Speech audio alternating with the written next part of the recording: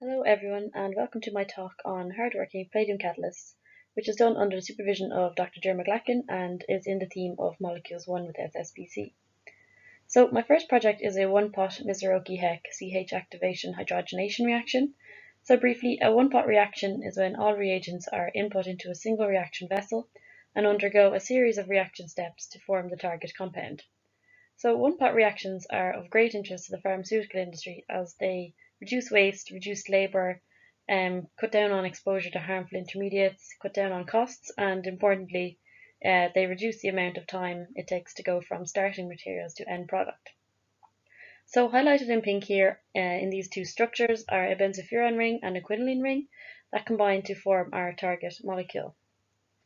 So here we have the scheme for our one-pot reaction, which utilizes a phenoxyquinoline and Heck coupling partner to achieve our benzofuroquinoline products.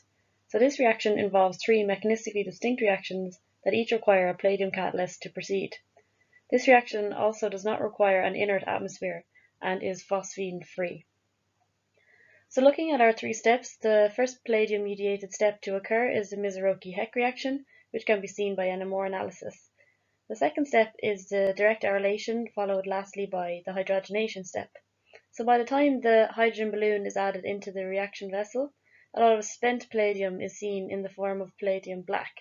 So we hypothesize that it's the palladium black aggregates or potentially some palladium nanoparticles forming that provide the surface on which the hydrogenation takes place.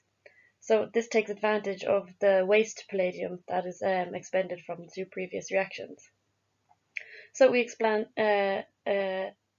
intend to expand on our substrate scope to test the robustness of this reaction. The second project I'm going to talk about to you today is the selective hydrogenation of alkynes by nanoparticles. So nanoparticles are small materials on the interface between hetero and homo catalysis and can be used in very low catalytic loadings due to their high surface area. So we synthesize our own nanoparticles using a palladium source and our dodecane thiol stabilizing ligand. The final product can be seen in the picture to the right here. So utilizing this conjugated alkyne ester, under these conditions we observe negligible formation of the over-reduced alkane owing towards the selectivity of our nanoparticles. So if we take a closer look at our reaction conditions, we see this reaction is performed at atmospheric pressure of hydrogen and can be done in non-polar solvents, so solubility of the hydrogen isn't an issue.